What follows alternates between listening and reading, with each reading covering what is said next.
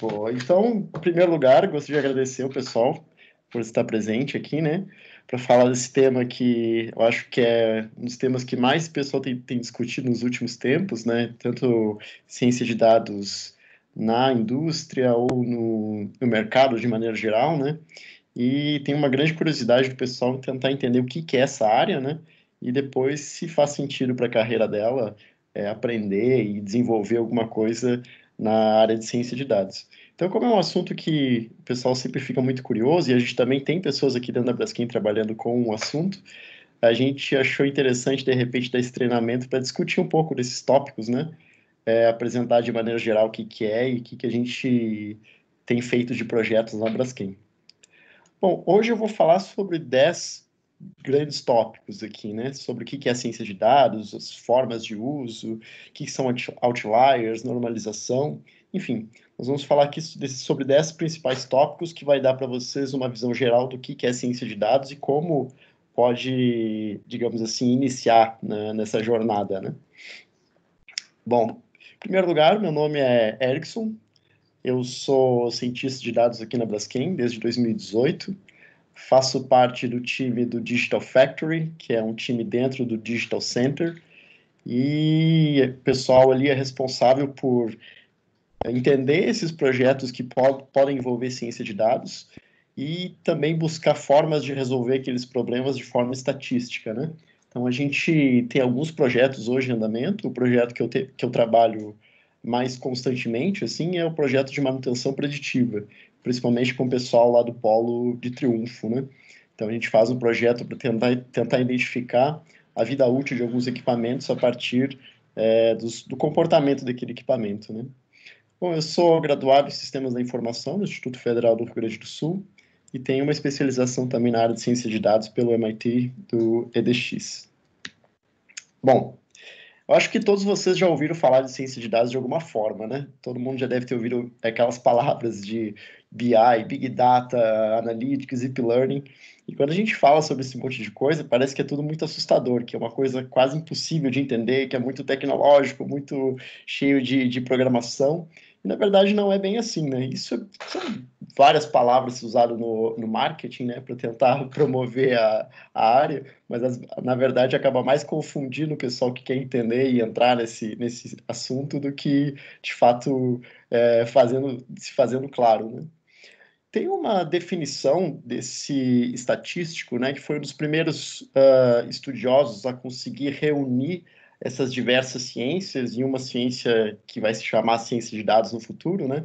E ele tem uma definição que me chama muita atenção, que diz: a ciência de dados é um campo multidisciplinar que utiliza métodos, processos, algoritmos e sistemas científicos para extrair conhecimento dos dados.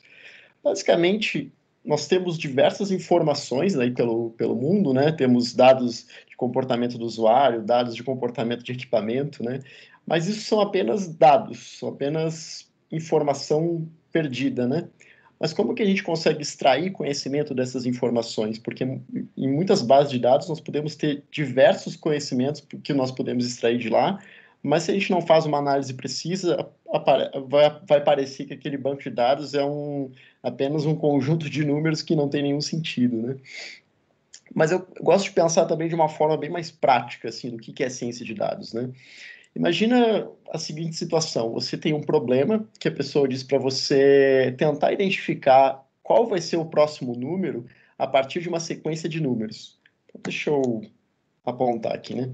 Imagina a seguinte situação, que você tenha, por exemplo, uma sequência de números que é 2, 4, 6, 8, e você tem que adivinhar qual é o próximo número. Sendo que a única regra que você tem é que o conjunto de dados a qual pertence essa análise é o conjunto de dados naturais, que é dados de 0, 1, 2, 3, até o infinito. Bom, algumas dessas sequências parecem bastante óbvias, né? Então, aqui nessa aqui é 2, 4, 6, parece que ele está andando de 2 em 2. Então, a gente começa a analisar e tirar algumas conclusões, e a gente chega a alguns resultados a partir de equações que a gente formula na nossa cabeça, né? Então, aqui a gente vê que está pulando de 2 em 2, então significa que, poxa, se eu coloco o valor 1 aqui, então 1 vezes 2, 2, depois o próximo valor é 2, 3, 4, então o quinto valor só pode ser o valor 10, né?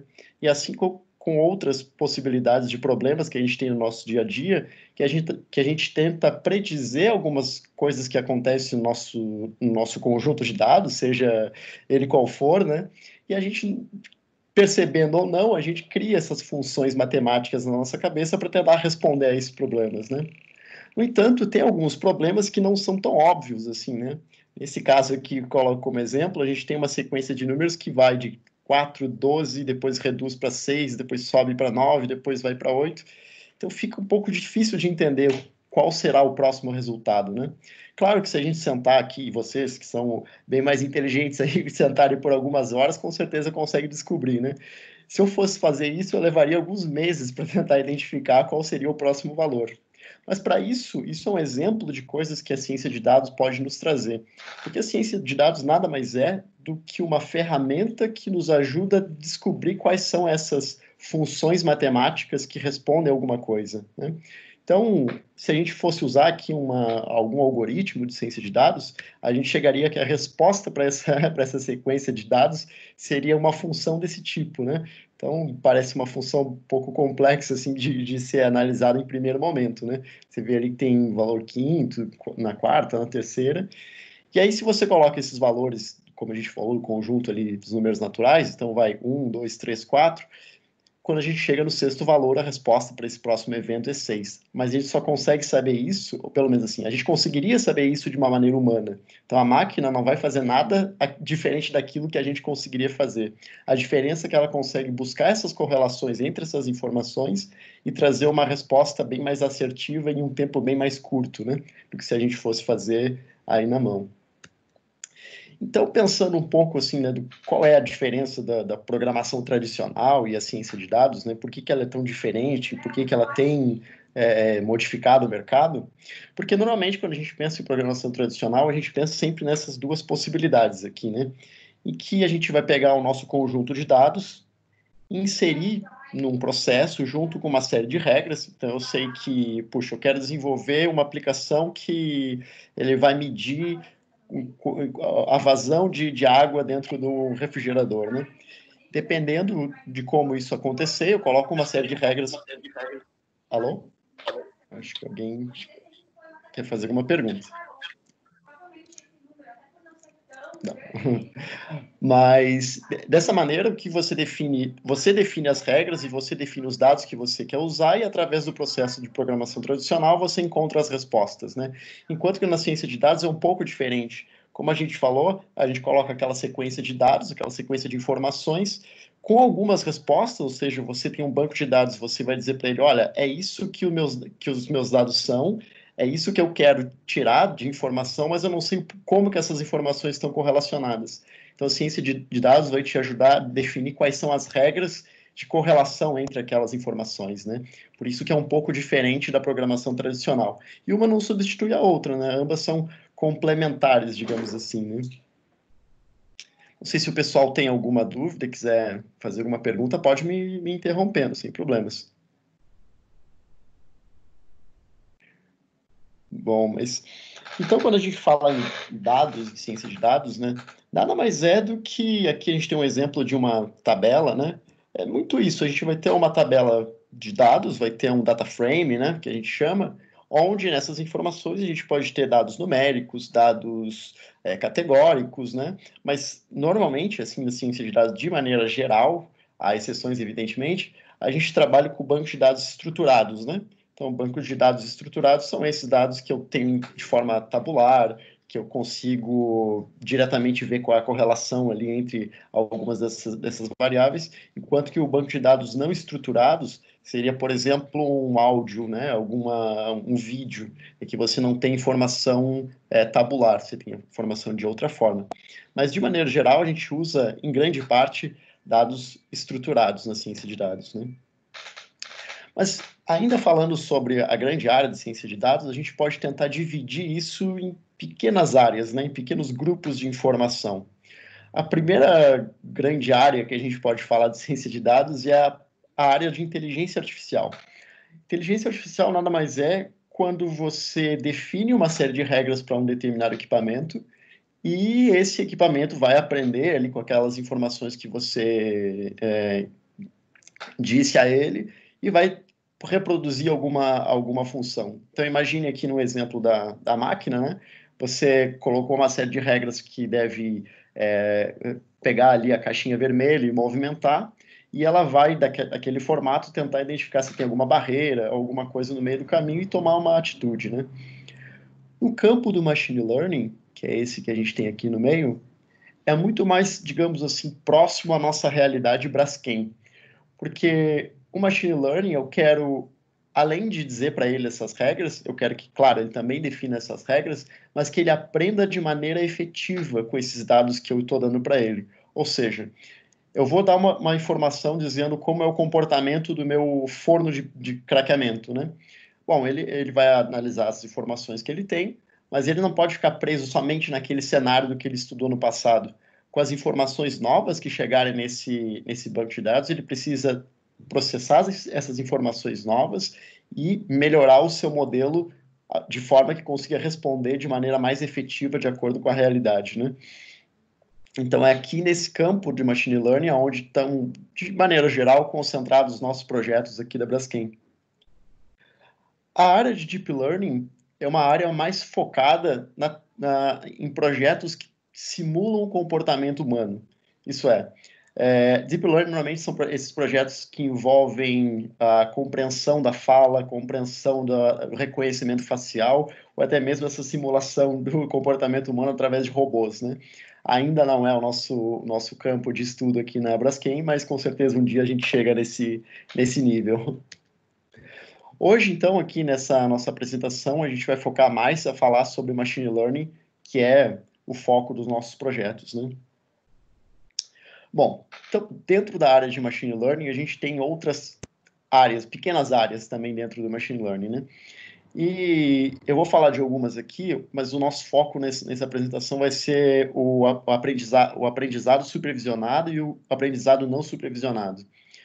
Mas, de qualquer maneira, é interessante a gente saber quais são essas micro-áreas dentro de Machine Learning para entender mais ou menos como o modelo funciona, né? A área de Reinforcement Learning é quando você diz para o seu modelo aprender com uma base de dados, né, como a gente exemplificou lá no início, e cada vez que ele acerta esses valores, você dá uma recompensa para esse modelo. Então, por exemplo, eu quero que esse modelo descubra qual é a vida útil do equipamento. Se ele acerta, em vez de ele processar um valor enorme de dados, ele vai processar menos dados, ou algo similar. Ou seja, o Reinforcement Learning é quando você dá uma recompensa para cada vez que ele acerta e pune cada vez que ele erra. Dessa forma que acontece, cada vez que o modelo vai sendo processado, ele vai aprendendo com aquilo que ele vai acertando, e cada vez que ele erra algum determinado valor que não deveria ser aquele, ele já sabe qual o caminho que ele não deve seguir para as próximas predições, né? Então, é mais ou menos isso, de maneira simplificada, o que é Reinforcement Learning. Mas os projetos que a gente trabalha de maneira geral, principalmente no mercado e na Braskem também, são os projetos de Machine Learning de aprendizado supervisionado e não supervisionado. E o que é isso de maneira geral, né? Os projetos de aprendizado não supervisionado são todos aqueles projetos onde você não tem uma resposta daquilo que você vai pedir para ele analisar. Então, vamos lá.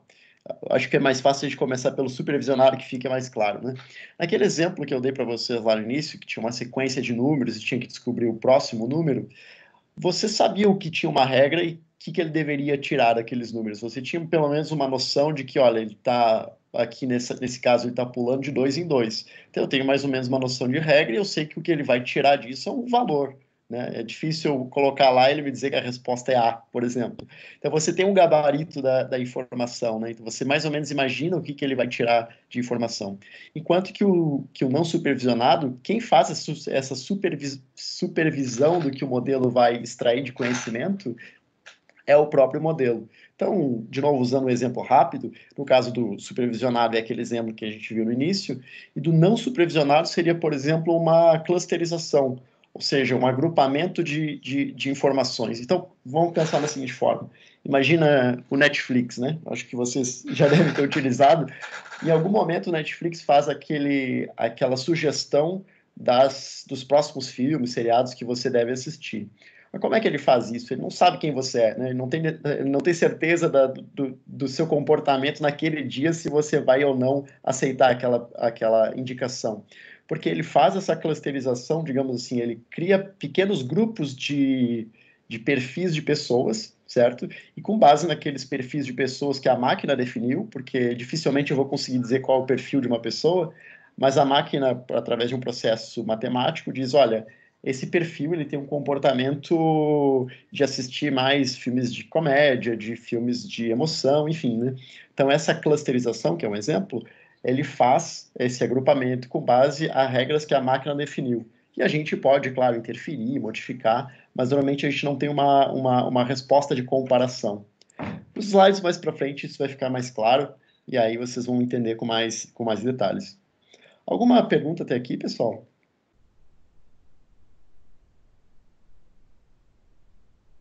Não? Vou seguir. Boa.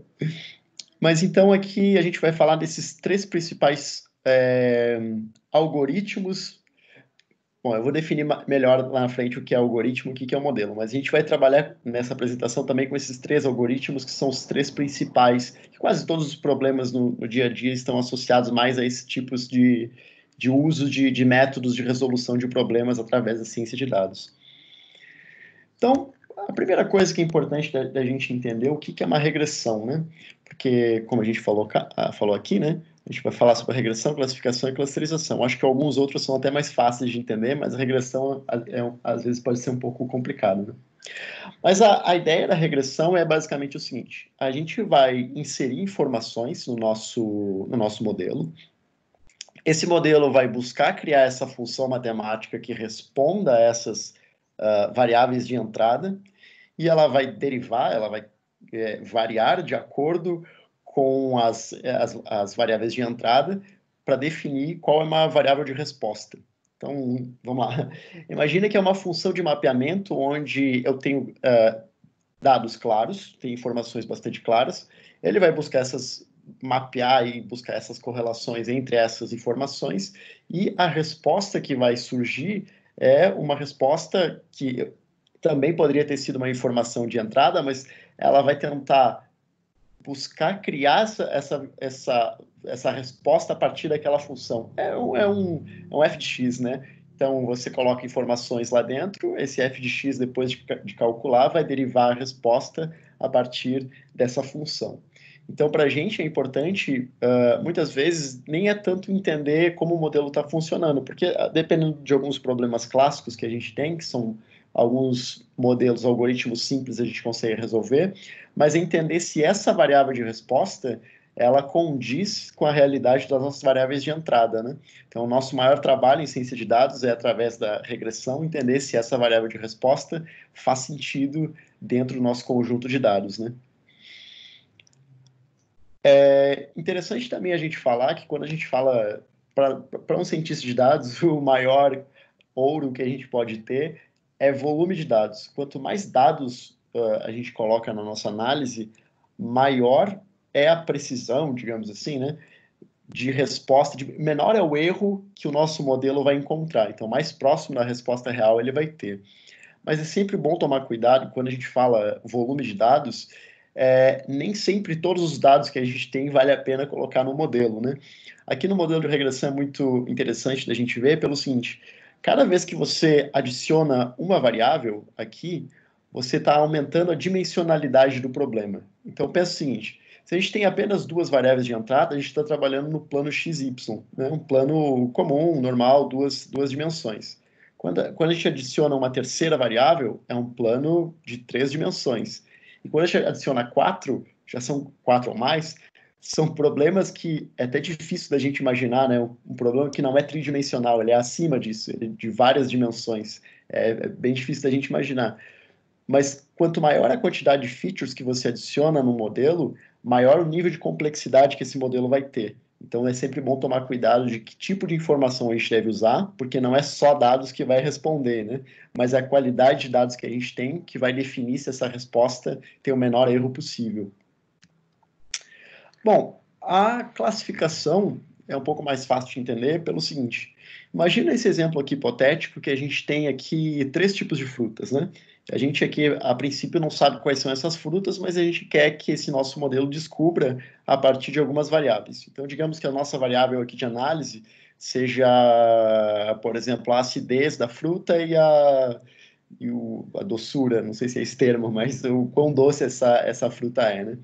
Então, ele vai buscar essas correlações e dizer assim, olha, essas informações que diz aqui da acidez da fruta e a quantidade de açúcar que ela tem, esse grupo de informações em vermelho, elas são muito próximas. Então, o modelo vai dizer para a gente, vai criar essa superfície de separação e vai dizer assim, olha, eu tenho uma certeza de X% de que esses pontos em vermelho respondem a uma determinada fruta. Nesse caso aqui, vamos dizer laranja, né, que tem uma alta acidez e tem um sabor bastante doce. Enquanto que para outras ele vai dizer, não, essas outras frutas, ela responde, esses outros dados respondem a um outro tipo de fruta. É claro que você sempre vai ter problema, que o nosso modelo nunca vai conseguir acertar 100%, né? Mas ele consegue criar algumas superfícies que nos ajudam a entender. Sempre quando a gente fala de ciência de dados, é sempre bom entender que ela nunca vai nos dar a resposta definitiva e 100%. Ela sempre vai nos ajudar como uma ferramenta de compreender um pouco melhor aquele cenário de dados que nós estamos estudando, né?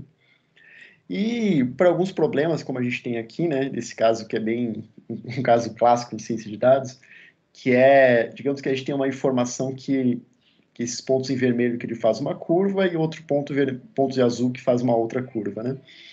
Então, depende da simplicidade do seu modelo, ele pode te dar uma resposta mais precisa ou menos precisa. Digamos que se a gente criasse apenas uma linha aqui de separação, a gente teria vários pontos em azul que estariam sendo analisados como vermelhos, né? E vários pontos em vermelho estariam sendo analisados como azuis. Então, quando a gente começa a fazer esses agrupamentos, é sempre importante a gente sempre interagir com o modelo e ajustar as respostas que ele nos dá de forma que a gente consiga buscar superfícies de definição mais claras. E como é que a gente faz isso? Conhecendo os nossos dados, né? Então, um dos problemas que a gente tem no nosso dia a dia, eu principalmente trabalhando na manutenção preditiva, é que várias vezes eu consigo encontrar uma correlação ou consigo encontrar ali uma clusterização de um determinado tipo de problema, eu vou apresentar para um engenheiro de produção, ele fala, não, mas isso aqui é claro que é isso aqui, né? Isso aqui é óbvio, porque é importante que a gente entenda a base de dados para não criar algumas correlações falsas ou criar algumas separações que pode não fazer sentido, né? Então, de novo, ciência de dados ela ajuda a descobrir alguns problemas, mas o dono da informação e dono do conhecimento, sem dúvida, é sempre o dono do business, né? A questão da clusterização, acho que é aquilo que a gente falava lá do Netflix, né? Imagina que aqui nesse caso, usando de novo o Netflix como exemplo, que eu quero definir quais os perfis de usuário que eu tenho. Eu posso dizer para ele, olha, eu quero que você crie 10 tipos de perfis de usuário e diga para mim, e separe esses grupos de usuário que eu vou dizer, vou identificar qual tipo de filme esse grupo vai gostar. Mas é importante ter muito cuidado, porque, por exemplo, se eu crio muita clusterização, eu vou acabar pulverizando a minha informação, né? Eu vou deixá-la tão granular que vai acabar não fazendo sentido nenhum. E também é importante, por outro lado, analisar se eu crio poucos clusters, eu também posso não estar agrupando as informações da maneira mais correta. De novo, conhecendo o negócio é sempre muito importante. E aqui, usando como exemplo clássico da Braskem, na produção, por exemplo, de polietileno, a gente tem diversos grades, né? Diversos tipos de polietileno. E quando a gente vai fazer uma análise, por exemplo, se o reator de PE1 lá, por exemplo, onde eu trabalhei, se esse reator ele vai, qual vai ser a vida útil, qual vai ser a eficiência energética desse reator, eu preciso não analisar somente o polietileno que está acontecendo lá, que está sendo produzido lá, mas eu preciso separar esses grades de informação, esses grades de polietileno, e analisar, criar um modelo específico para cada um desse tipo de grade, porque a eficiência energética do meu equipamento vai depender do tipo de matéria-prima que eu estou produzindo ali. Então, a gente não pode criar muitas vezes apenas um modelo que responda a tudo, né? A gente tem que criar diversos modelos que nos ajudam a resolver um determinado tipo de problema.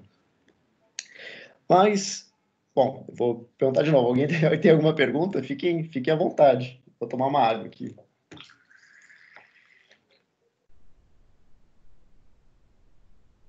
Bom, vamos seguir. Ou o pessoal está entendendo tudo, ou eu não tô passando nada. Mas vamos lá. Então, quando a gente pensa no desenvolvimento de um modelo, né, de machine learning, sobretudo, a gente tem alguns passos, né, alguns processos que a gente deve seguir para atingir o nosso objetivo, que é criar um modelo que vai estar lá presente em um dashboard, que vai responder a análise do nosso dia a dia. Então, a gente tem alguns processos de entendimento do problema, que a gente vai sentar com um engenheiro, com a pessoa que é líder da área onde ocorre o problema, né? A gente vai ter uma etapa de limpeza de dados, porque, como a gente vai ver mais na frente, né?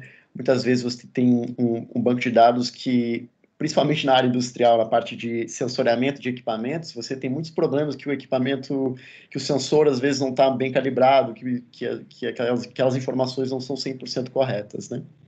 A parte do pré-processamento, ou seja, que eu vou analisar, vou pegar aqueles dados já limpos, eu vou integrar essas informações e criar novas features se for necessário, né? Porque de repente a gente tem análises que a gente tem só, por exemplo, a temperatura e tem a vazão. Mas eu quero saber, por exemplo, o volume que aquela reação ocorre dentro de um forno de pirólise, por exemplo. Bom, eu preciso fazer um cálculo de engenharia. Então, nesse processo aqui, nesse pré-processamento, é onde, junto com o pessoal do negócio, eu crio novas informações que não são originais do meu banco de dados, né?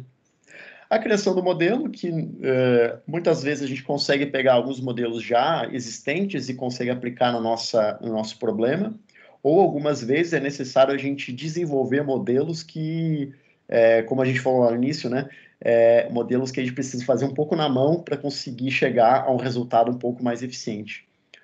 A validação, é claro, analisar junto com o time se aquelas informações fazem sentido para eles e também fazendo essa análise junto com os nossos dados, analisando se o que ele diz como que é a resposta, se de fato é a resposta verdadeira, ou tentar reduzir a quantidade de erro, né? E nesse ponto é que a gente chega e diz assim, esse modelo está bom para ir para a produção, ele faz sentido de ser disponibilizado, ou a gente precisa melhorar? Se sim, né, a gente coloca esse modelo em produção, e se caso não, volta para a fase de pré-processamento para tentar identificar quais são as features, quais são quais alterações a gente deve fazer no nosso banco de dados de forma que ele fique mais ajustado, né? Bom, seguindo. O nosso primeiro ponto e o nosso maior problema, na maioria das vezes, é lidar com outliers, né? Porque o grande problema, em primeiro lugar, é entender o que é um outlier, depende do conjunto de dados. Então, aqui você pode ver, por exemplo, que a gente tem um grupo de dados que é meio visível aqui, que teria, como aqui você pode ver, né? Você tem uma reta que responderia a melhor forma, teria a melhor proximidade com os dados reais. Mas em função de um outlier, o modelo tenta corrigir os seus erros, então ele tenta buscar ter o mesmo percentual de erro para cada um dos pontos, e como consequência ele joga toda a nossa predição, todo o nosso modelo para baixo, né? Então ele desvia de uma maneira muito ruim. Então aqui quando a gente analisa o nosso nosso R2, que seja, você vê que ele é muito mais baixo quando a gente tem outlier, e quando a gente remove esses outliers, a gente consegue ter uma resposta bem mais efetiva, que acertando, digamos assim, né, 70% das vezes, enquanto aqui ele acertaria 40% das vezes, simplificando, né? Então, alguns bancos de dados é muito fácil de você identificar, né? Por exemplo, o caso de manutenção preditiva, fornos de pirólise lá, ele trabalha numa temperatura aproximadamente entre 900 graus e 1050, né? Aí, às vezes, você via alguma temperatura de 0 graus, né? O que é impossível, ou 3.000 graus, o que também é impossível. Então, algumas informações simplesmente bate o olho e é fácil de remover, né? Algumas outras informações não. Esse é o maior perigo, de você assumir que uma determinada coisa é um outlier, quando que, na verdade, é uma informação fundamental para a sua análise, né? E tem um caso bastante clássico, eu acho que você já deve ter ouvido falar daquele acelerador de partículas que tem na Europa, né? principal objetivo daquele acelerador de partículas é descobrir como, como se deu o início da produção de massa, né? A gente sabe que aquele cálculo lá do Einstein é igual a mc quadrado, mas como é que a massa surge? Como é que a partícula física surge, né? E aí, basicamente, o estudo lá é tentar identificar isso. E quando eles analisavam nos sensores do acelerador, eles viam que tinha, eles colocavam dessas duas principais features, analisando a força fraca e a força eletromagnética, e eles esperavam que tivesse uma resposta similar a esse pontilhado. E por anos, enquanto eles testavam, sempre tinha aqui nesses pontos uma deformação. Então, eles analisavam isso como um outlier. Então, tirava isso e analisava somente os pontos esperados, né? Só que quando surgiu esse modelo do Boltzmann de Riggs, foi utilizado ciência de dados para tentar predizer qual seria o comportamento daquelas partículas. E nesse processo se descobriu, a partir desse cálculo do Boltzmann de Riggs, o comportamento esperado que deveria ter, muito similar com aqueles dados que antigamente eram analisados como outliers. Em função dessa descoberta, se deu uma série de outras descobertas, né, em função de como as partículas físicas crescem, mas por anos, desde 1920, que era analisado esse tipo, que é feito esse tipo de pesquisa, agora em 2013 conseguiu se descobrir com a ajuda de ciência de dados, né, o que é muito bom, que isso vai gerar muita tecnologia, enfim, né, muito avanço tecnológico. Mas a maneira mais prática que a gente faz para a detecção e remoção de outlier é basicamente usando a ideia de desvio padrão. Porque na estatística, né, a gente tem um teorema central do limite, que ele basicamente diz que dentro de um determinado sistema, né, que tem diversas variáveis aleatórias, independentes, se elas forem somadas todas, elas tendem a ter um comportamento de uma normal. Ou seja, se eu, no caso, de novo, usando o caso de fornos, né, eu vou ter pressão, vou ter vazão de nafta, vou ter temperatura, oxigênio, enfim, uma série de coisas. A resposta da eficiência energética não depende apenas de uma, ou de duas, ou de três. Ela depende de todas essas variáveis e outras que a gente não consegue modelar, digamos assim, né? Mas se eu somar todas essas variáveis, o comportamento esperado é que eu tenha ali algo similar a uma normal, né? Quando a gente analisa os nossos dados, a gente normalmente faz esse tipo de cálculo e começa a analisar o seguinte: bom, se eu tenho algum tipo de outlier, provavelmente ele vai estar depois de aproximadamente três desvios padrões. O que eu quero dizer com isso?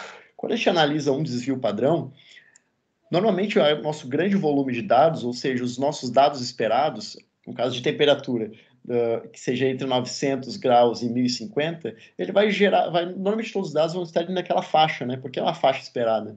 Então, o grande volume dos nossos dados vão estar aqui. Se o nosso grande volume de dados não estiver aqui, nossa base de dados está bastante errada, né? Mas, normalmente, vai ter ali 68%, mais ou menos, essa faixa de dados que são esperados dentro daquele grande grupo. Quando a gente tem dados um pouco diferentes, a gente pode analisar que isso pode ser picos na nossa produção, por exemplo, né? Porque teve um determinado momento que a temperatura ficou muito abaixo ou muito acima, mas também são valores esperados, também ali na faixa de 95%. Tudo que for muito fora disso, normalmente já é percebido como um outlier e é mais fácil de resolver e remover eles a partir disso. Então, como a gente pode ver aqui, normalmente lá em ciência de dados a gente usa esse gráfico bastante comum, né?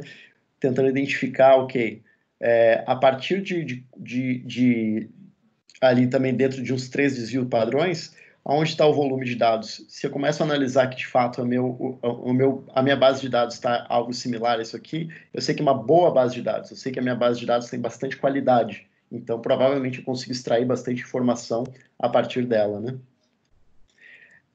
Outra coisa que pode acontecer, isso na manutenção preditiva é meio que diário, é que em vez da gente ter um comportamento de uma normal, que é aquele comportamento gaussiano que a gente viu ali, a gente tem um comportamento modal, que é esse aqui, né? Que a gente tem diversas normais dentro de um único sistema. Isso acontece, de novo, usando o caso dos grades lá de polietileno, né? Você tem um comportamento que a nossa base de dados, ela funciona, esses dados, ele tem um comportamento muito similar, ou seja, ele está ali na faixa de 50, 100, né? Por causa de temperatura, pensando, né? A gente tem ali entre 1.000 e 2.000, vamos supor, né? E, do nada, a nossa base de dados pula de 4.000 a 5.000. Mas, na verdade, é porque o equipamento, digamos assim, ele pode funcionar nessas duas modularidades, né? Mas, nesse caso específico, se a gente não, de novo, se não entende a nossa base de dados, a gente pode correr o risco de tentar normalizar isso e ter um comportamento inesperado, né?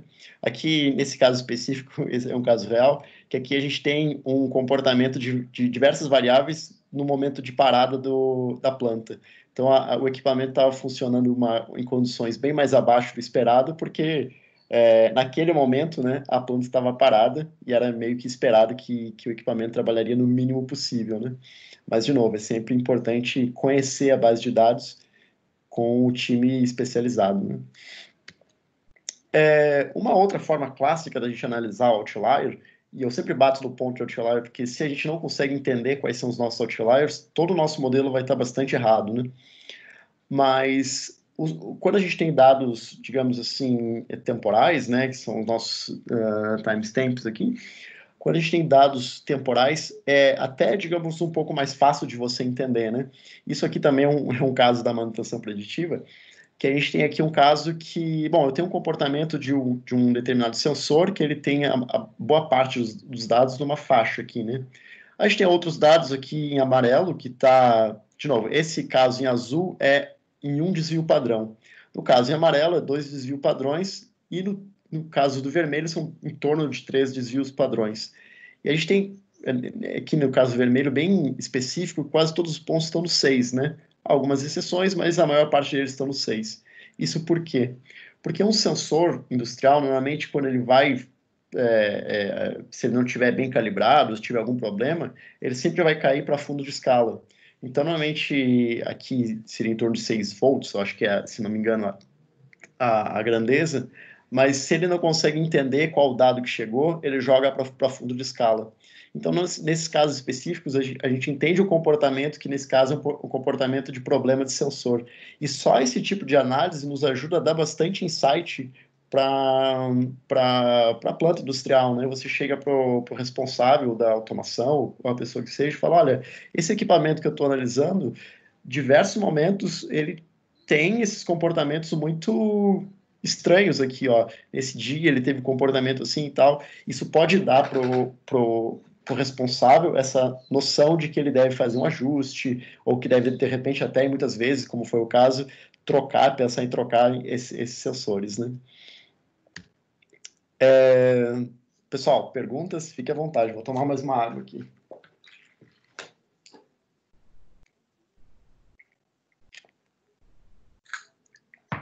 Então tá, estou confiando em vocês. O outro ponto muito importante para a nossa análise também é a normalização dos nossos dados. Por quê? Porque em muitos casos a gente tem dados que trabalham em escalas muito diferentes umas das outras, né? Então a gente pode ter ali um sensor de temperatura que trabalha na faixa de 1050 e você tem uma análise de a quantidade de oxigenação dentro de um forno, que é baixíssima. E aí você pode ter escalas completamente diferentes, e isso pode, dependendo da característica do seu domínio que você está estudando, de ter um comportamento, às vezes, inesperado e o seu modelo não conseguir compreender. Então, é muito importante você fazer. Não sempre você precisa fazer, mas a maioria dos casos é indicado que você faça, porque a resposta vai ser, normalmente, um pouco mais precisa. Então, a normalização tem como objetivo trazer tudo para a mesma escala, digamos assim, né? Deixar tudo, digamos, em escala similar. Como você vê aqui, ó, esse nosso caso em roxinho, ele vai terminar aqui, né? Nosso ponto de flexão vai ser algo parecido com aqui. Enquanto o azul um pouco mais baixo, o vermelho um pouco mais acima, e eu estou trazendo tudo de forma bastante similar aqui, né? Para que quando o nosso modelo comece a analisar, por exemplo, se eu tenho uma variação de uma unidade dentro de uma realidade entre 1 e 1 milhão, é muito pouco quando varia uma única unidade. Mas quando a gente tem a variação de uma unidade entre 0 e 1, isso é uma variação muito grande, né? Então, tem várias formas de a gente usar algoritmos de normalização. Um dos mais famosos é esse min-max scaler, que basicamente o que ele vai fazer é trazer tudo entre 0 e 1, né? Então, ele vai reduz tudo para um intervalo entre 0 e 1, como você pode ver aqui. Antes ele estava entre 0 e 60, depende dos valores de análise, mas aqui ele vai trazer entre 0 e 1, buscando, identificando quais são os valores máximos e mínimos e buscando a redução dessas diferenças entre eles, né? Um outro modelo muito usado também é só eu esqueci de falar uma coisa, que é o seguinte: as duas formas de normalização, que são muito usadas para a gente evitar problemas na nossa análise, cada uma delas, são as duas mais usadas, mas cada uma delas tem um problema e uma vantagem, né? Uma vantagem e desvantagem. Aqui, ele dificilmente vai conseguir trabalhar com outlier. Se você não faz a sua limpeza de dados, removendo aqueles outliers que a gente comentava lá, ele pode deformar essa sua normalização. Então, esse min-max scaler, ele é muito bom para quando você tem dados de escalas absolutamente diferentes. Assim, você trabalha com valores de 0 a 1, enquanto outros são de 1 a 1 milhão. Então, ele é muito bom para isso. Quando a gente fala no standard scaler, ele tem a característica contrária. Ele trabalha muito bem com outliers, mas ele não trabalha muito bem com variação de escala muito grande. Porque aqui o que ele vai fazer no standard scaler? Ele vai trazer tudo para uma escala similar. No entanto, aqui ele vai buscar criar basicamente, ele vai criar um desvio padrão, ele vai criar uma média zero e desvio padrão de 1 para essa análise. Então, boa parte dos seus dados vão estar aqui numa variação, né, de um desvio padrão, e tudo que está fora dele pode ser analisado, depende, né, como o seu outlier. Então, ele ajuda também a trabalhar com o outlier, mas não tão bem para trabalhar com dados de escalas muito diferentes. Mas seja qual for, é importante usar numa análise para garantir que os seus dados vão ser estudados de maneira correta, né? Como eu falei lá no início sobre a redução de dimensionalidade, cada vez que você adiciona mais uma feature, mais uma informação nova, mais complexo você vai tornar esse seu modelo, porque quanto mais novas informações, maior o número de dimensões, né? Para a gente é muito fácil imaginar algo tridimensional. Então, os nossos dados dentro de um sistema tridimensional é muito simples. Quando a gente fala em algo que não é tridimensional, ele está em outro tipo de dimensionalidade, é muito difícil na nossa cabeça conseguir conceber algo parecido, né? Por isso, e para o sistema de análise também vai ser muito difícil isso. Então, de novo, saber quais as nossas features essenciais para o nosso modelo é também um grande desafio da ciência de dados, né? Tentar identificar quais são as features que de fato vão criar essa correlação com as informações corretas, né? Para isso, a redução de dimensionalidade é outro ponto muito importante, porque vamos lá. Tem uma brincadeira muito conhecida, né? O número de afogamentos versus filmes do Nicolas Cage. Alguma pessoa desocupada fez essa análise e descobriu que a quantidade de filmes que o Nicolas Cage fez durante a vida é muito próxima ao número de afogamentos em piscinas nos Estados Unidos. Então, olha, eu não sei o que a pessoa estava pensando quando fez essa análise, mas chegou a essa conclusão. É claro que se a gente for fazer uma análise séria, não tem nenhuma correlação, né? Eu acho que não tem, pelo menos, né? Mas no nosso sistema é sempre importante a gente entender essa diferença entre a correlação e a consequência que esses dados têm de fato, né? Então, assim, a gente pode ver muitas vezes que muitas informações têm alta correlação, e a gente consegue ver a partir de um mapa de correlações como esses, que a gente vê aqui esses que estão mais azulzinhos, né, que estão próximo de 1, significa que tem mais correlação, enquanto as informações em vermelho teria menos correlações entre essas informações, né?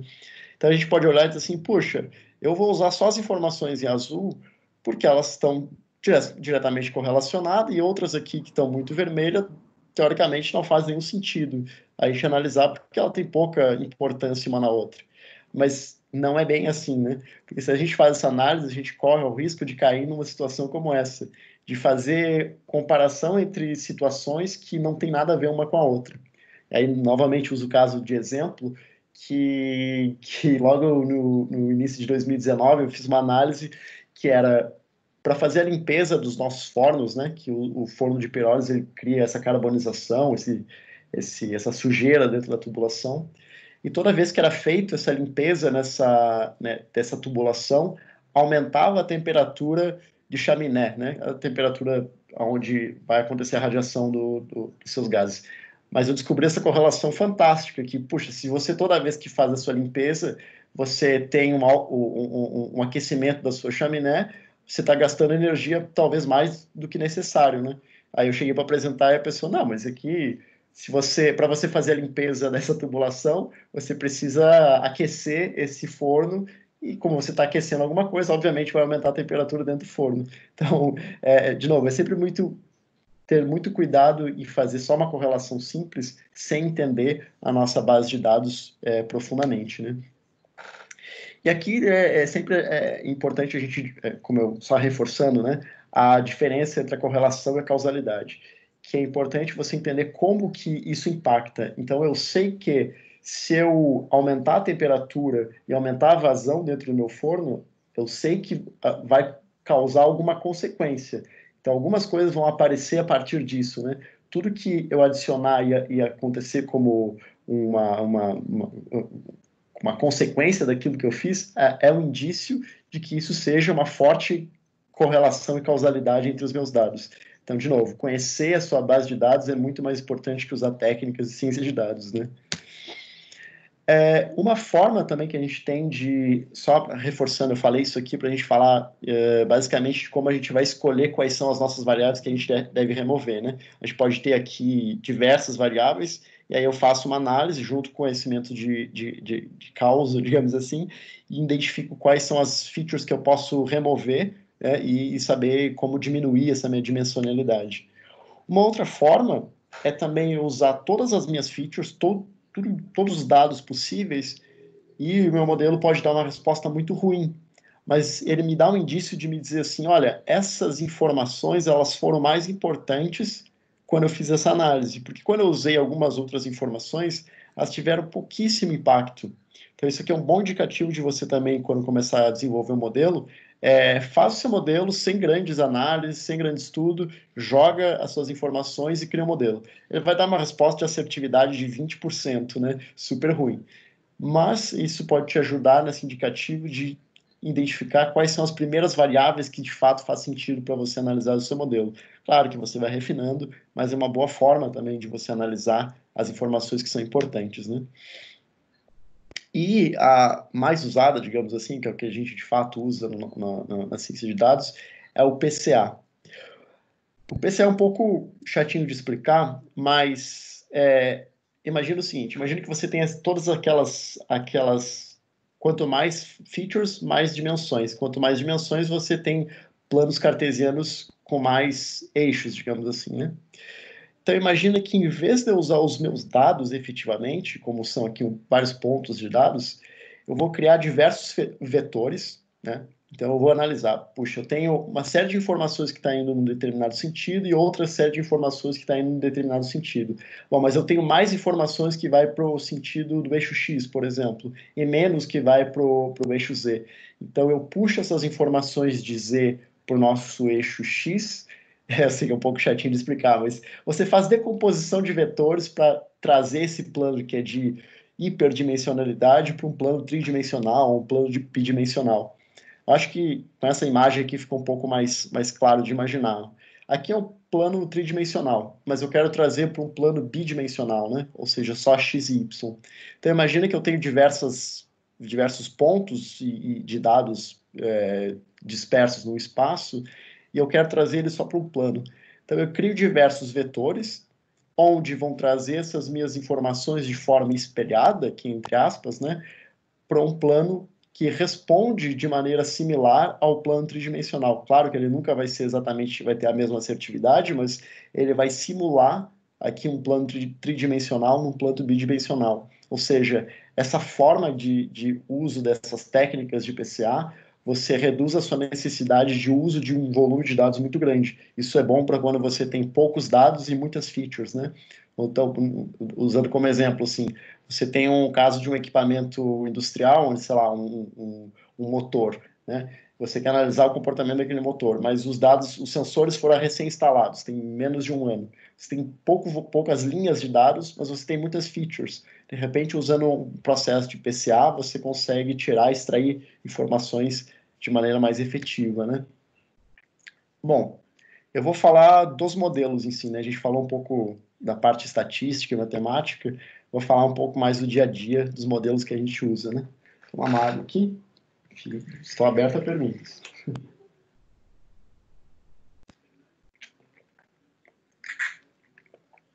Pois bem, então a gente tem muitos modelos que a comunidade da área de ciência de dados, digamos assim, criou, né?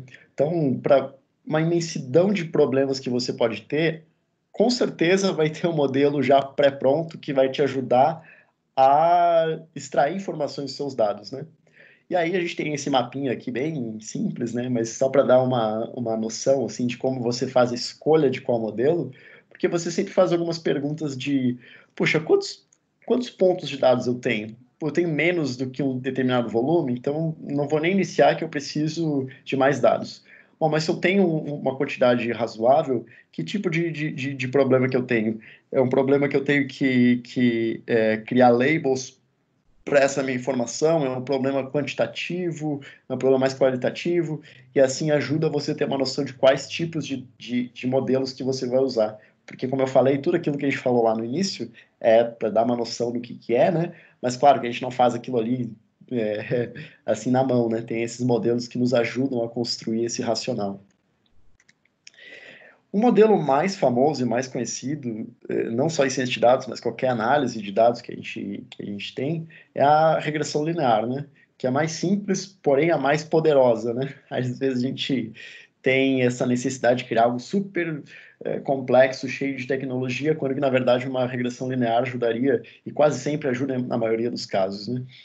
Regressão linear é um modelo linear, né, que você vai ter diversos pontos de dados. Então, usando lá o exemplo da laranja, né, da acidez e a doçura. Bom, eu tenho uma determinada quantidade de açúcar e a quantidade de acidez. Então, eu tenho um determinado ponto no espaço. E eu vou ter diversos pontos no espaço, cada um referente a uma determinada situação. Quando eu crio uma linha que está mais próxima dos meus pontos, ou seja, tem menos distância média entre todos os pontos, significa que, bom, esse ponto azul aqui, ele não está em cima do ponto vermelho, mas ele tem uma margem de erro muito pequena quando a gente analisa, né? Ele está muito pouco distante da realidade. Porque, de novo, a ciência de dados não se propõe a tentar acertar com clareza, mas é tentar generalizar de uma forma efetiva para conseguir predizer o que vai acontecer na frente. Porque se eu sei se os meus pontos têm esse perfil, têm esse comportamento de subida linear, digamos assim, eles vão estar dispostos de uma forma lá no futuro que eu mais ou menos posso imaginar como vai acontecer. Então, eu consigo predizer valores próximos ao campo da realidade, né? Uma rede neural também é outro tipo de sistema muito utilizado na ciência de dados, que é, basicamente, aqui a gente também tem uma série de informações, né? Então, digamos assim, eu quero descobrir a eficiência energética. Eu insisto nesse exemplo porque é o que eu mais trabalho no meu dia a dia, né? Eficiência energética. Eu tenho uma série de variáveis, mas eu tenho uma variável que é a minha target, né? Que é a variável que eu quero descobrir. Eu quero descobrir o comportamento dela. Eu não vou adicionar essa variável no meu modelo, porque ele tem que descobrir sozinho, e se ele tiver essa capacidade, significa que o meu modelo vai atingir o seu objetivo. Então, eu tenho uma série de valores, de informações, né? Diferente da regressão linear, eu vou dizer para ele quais são os valores que ele deve trabalhar, eu vou dar aquelas informações, ele vai processar e vai criar uma reta. Na rede neural, ele funciona de uma forma um pouco mais elaborada. Eu coloco as minhas informações de entrada, as minhas features de entrada, e ele vai definir pesos para essas variáveis. Então, quando a gente falava lá do feature importance, ou seja, a importância das minhas variáveis de entrada, esse modelo me ajuda a definir com mais clareza. Ele vai dizer assim, olha, a pressão para esse sistema é mais importante do que, por exemplo, a vazão. A temperatura do queimador é mais importante do que a quantidade de oxigenação. Então, ele me ajuda a definir com mais clareza quais variáveis são mais importantes. E à medida que ele faz essa análise de quais variáveis são mais importantes, define pesos, né? Ele vai criar ali uma função que vai somar, vai calcular aquelas informações, os pesos, né? Ele vai adicionar os pesos nas minhas informações e depois somar todos aqueles valores para depois definir a função de ativação, que é o nosso modelo em si, né? Eu estou simplificando bastante aqui para ficar um pouco mais claro, mas, de novo, se tiver dúvida, pode me parar. Mas, basicamente, é isso. Ele vai definir pesos, vai somar essas informações e, a partir dessa equação inicial, ele vai, de fato, jogar isso no modelo que vai buscar compreender qual vai ser o valor de saída, que, no meu caso aqui, hipotético, é a descoberta da eficiência energética, né? É claro que é sempre importante a gente falar que sempre vai ter um bias, sempre vai ter um erro, sempre vai ter uma variação não modelável, né? Então, por exemplo, digamos que eu tenho todas as variáveis de sensores de um equipamento, de um determinado equipamento, mas eu tenho uma vazão de ar em um determinado ponto, tem uma um vazamento, na verdade, tem um vazamento de água, um vazamento de óleo, que seja, né? Essas informações, se eu conseguir descobrir, eu consigo adicionar no meu modelo. Mas dificilmente, em alguns pontos, eu vou ter total modelagem de tudo, né? Então, sempre vai ter um erro em qualquer modelo que eu analisar, né? Muito que eu falei. E um outro ponto interessante, que muitas vezes os nossos modelos de rede neural, ele, dependendo de qual for o modelo do meu tipo de dados, mas ele normalmente tem uma resposta muito boa, muito próximo da realidade, porque ele trabalha com diversas layers desses perceptrons. Os perceptrons são esses pontos que digamos assim, que dão os pesos para as minhas variáveis. Então, esse sistema de pesos das minhas variáveis, cada vez que ele for processar diversos tipos de layer, ele vai fazer diversas correlações, é uma análise combinatória, basicamente, né? Vai fazer uma análise combinatória entre esses diversos valores e tentar identificar qual é a melhor combinação de features para a resposta do meu modelo. Então, ele não vai pegar só aquelas variáveis de forma crua e processar, mas ele vai tentar buscar essa análise combinatória, como eu falei, né? Outro modelo que é simples, mas também super efetivo para muitas coisas, é uma árvore de decisão.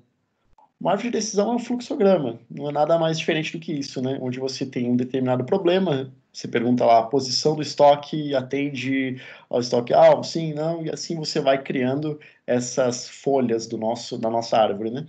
Isso você pode definir para o modelo, eu quero que o modelo faça algumas perguntas, ou muitas vezes você deixa o modelo processar da forma que ele identifica essas correlações. Então ele vai buscar, por exemplo, eu tenho um grupo de dados que ele funciona num determinado range, mas eu tenho esse grupo de dados que está num range muito diferente. Então, eu vou separar em grupos diferentes.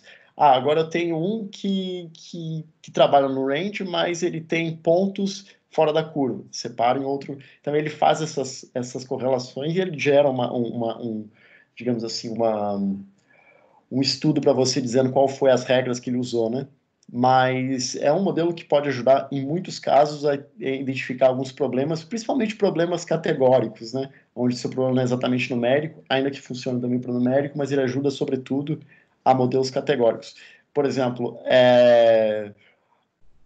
o que surge mais, o que causa mais sujamento no reator de polietileno? É a resina A, B ou C? E aí ele vai fazer uma análise e dizer assim, ó, a resina A ela é responsável por sujar muito mais, né, causar estragos maiores no seu equipamento. Uma Random Forest, também é outro modelo mais usado, super usado, é exatamente igual à árvore anterior, né? Essa árvore aqui, ela faz essa separação, como a gente falou. A Random Forest, ela vai fazer exatamente a mesma coisa, só que ela faz de forma paralela com diversos tipos de combinações de features. Muito parecido com aquilo que eu falava lá da rede neural. Vou tomar uma água de novo. Só um segundo. Mas muito parecido lá com os hidden layers que a gente comentava, que ele vai buscar essa análise combinatória mesmo. de diversos tipos de features e identificar qual que separou melhor, porque, de novo, ele vai buscar essa separação entre esses diversas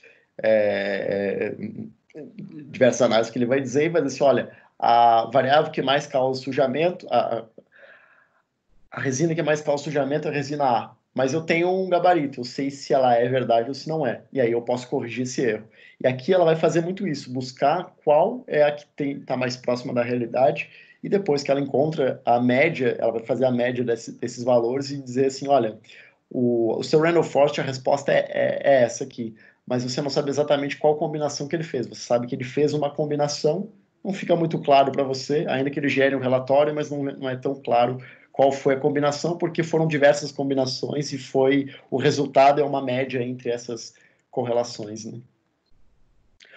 O Gradient Boosting, eu acho que é o último modelo que eu vou falar aqui, ele é um dos mais usados, assim, né? Tipo o Coringa, que funciona para várias coisas. Ele funciona muito parecido com o caso anterior, ele também é uma árvore aleatória, que ele também faz essa separação. No entanto, aqui, o que ele fazia? Ele fazia uma separação e gerava uma resposta. Aqui fazia uma separação e gerava outra resposta. E eu pego essas respostas e gero a média delas, né? Aqui não. Aqui ele gera uma resposta, busca nos dados de teste e treino, faz essa comparação, descobre o erro que existe nesse modelo e na próxima iteração ele tenta corrigir esse erro. Ou seja, ele sabe que se eu faço a correlação entre pressão e vazão, costuma gerar mais erros. Ou ele decide se ele remove alguma dessas features, se ele mantém as duas, mas balanceia de uma maneira mais adequada, ou se deleta as duas, por exemplo. Então ele faz uma análise bem mais profunda, né? Todos os modelos sempre têm uma vantagem e desvantagem. A grande desvantagem desse modelo é que ele é super efetivo, super bom e funciona para 80% dos casos, é que ele tem um custo de processamento muito alto, né? Então, se você coloca no computador, principalmente na nuvem, ele vai buscar levar tempo, processar muita coisa e tal. E aí você sempre tem que fazer esse questionamento, né? Tipo, o meu problema é de que tipo? É um problema, por exemplo, na saúde, onde, sei lá, eu preciso ter 90% de assertividade, 99,999, né? Ideal que fosse 100%. Bom, então tudo bem, vamos gastar dinheiro e processar.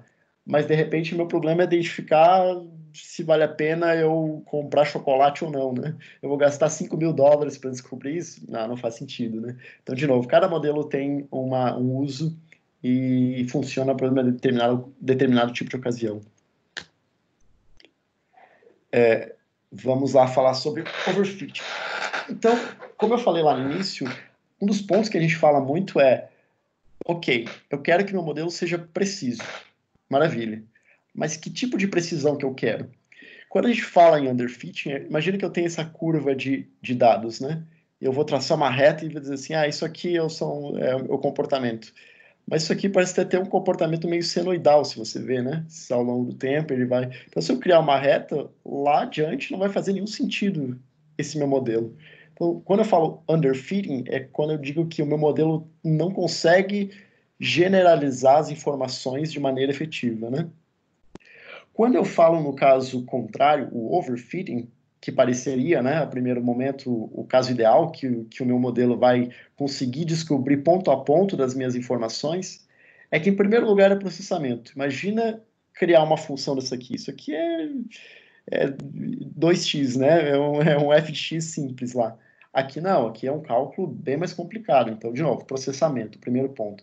E segundo, será que esse modelo ele consegue identificar quais vão ser os próximos pontos? Porque uma reta eu conseguiria, né? Eu sei que mais ou menos meus pontos, se esse problema fosse problema linear, os meus pontos seguiriam aqui, teria uma margem de erro, mas seria ok. Esse aqui está tão bem ligadinho que o próximo ponto, se ele aparecer, será que o meu modelo consegue compreender? Ele consegue identificar qual vai ser os próximos pontos? Muitas vezes não.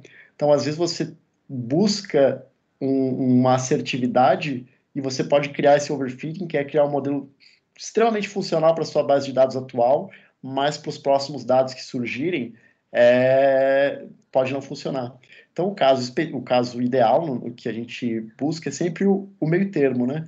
que ele não é exatamente, não responde exatamente aos nossos dados de teste, de treino, mas ele tem aqui um comportamento parecido, né? Eu acho que fica mais claro de entender essa questão do overfitting, que essa imagem eu acho que ela resume bastante, né? Imagina que você tem uma cama exatamente do seu formato que você dorme. É perfeito, é exatamente do seu formato. Mas e se durante a noite você se movimentar, ou se durante algum tempo surgir novas informações? Esse modelo não consegue acertar, porque ele está extremamente perfeito para um caso específico, não para variações, né? Então, de novo, no caso industrial, que a gente tem muita variação, ou seja, no mês você produz um volume alto de um determinado tipo de químico, no mês seguinte você vai reduzir.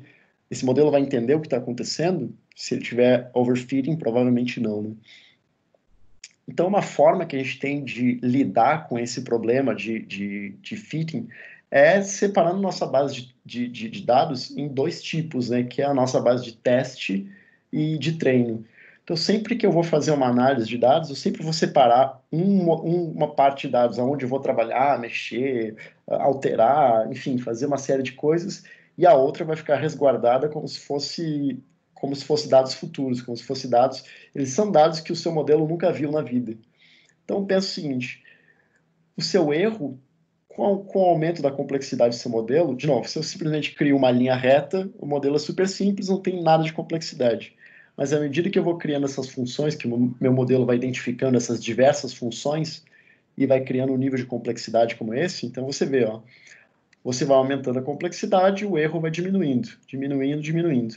Só que chega um momento que ele começa a acertar muito, diminuir o erro nos seus dados de treino, né? Os dados que ele conhece, os dados que o modelo já trabalhou.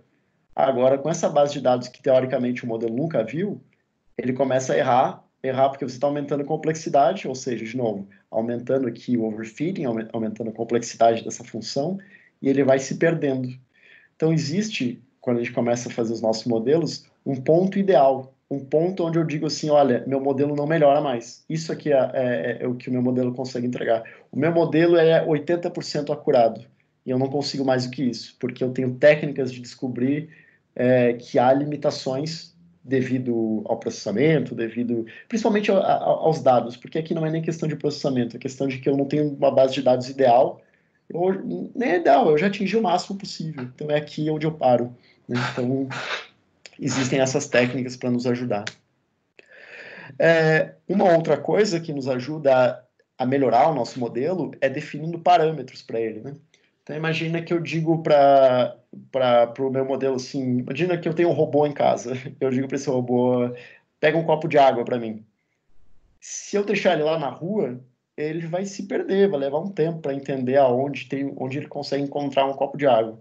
Agora, se eu falo assim, ó, começa da cozinha, ele já sabe, ele vai ter uma margem de erro muito menor. Então, esses parâmetros ajudam eu definir coisas que o modelo até poderia descobrir, mas eu reduzo um tempo enorme, eu reduzo essa complexidade de iterações, definindo para ele algumas premissas por onde ele vai iniciar, né?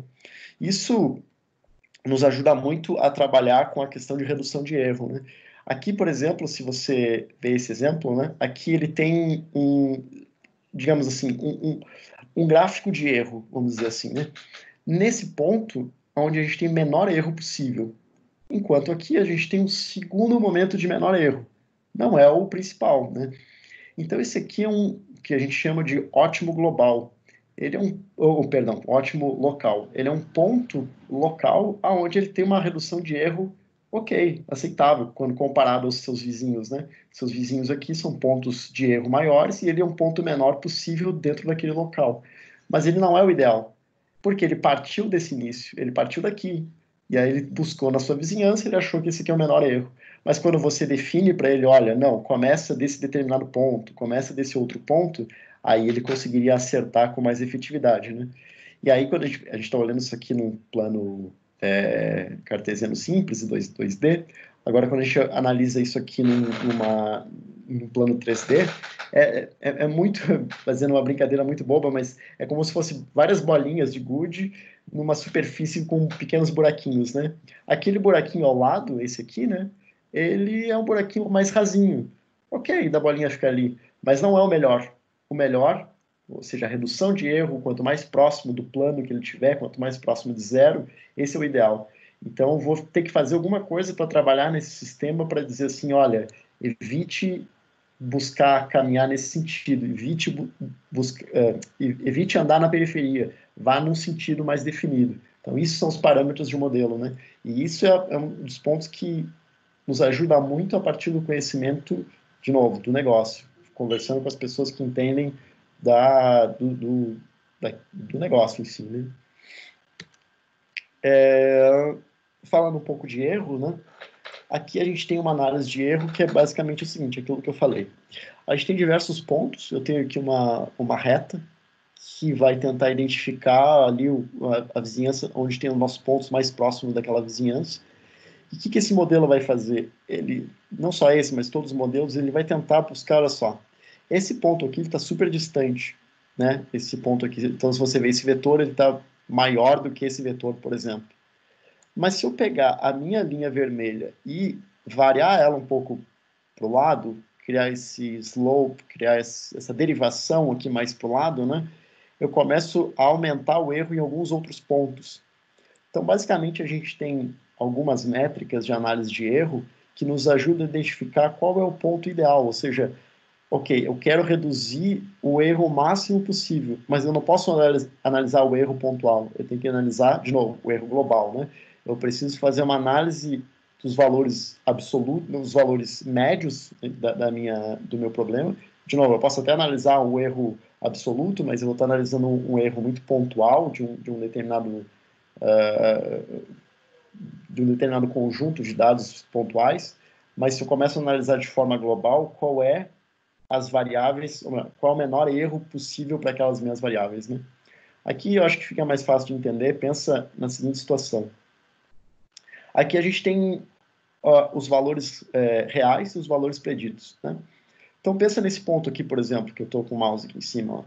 Ele diz que o valor real é um valor de 1020. Inclusive, esse aqui é o valor de temperatura também do forno.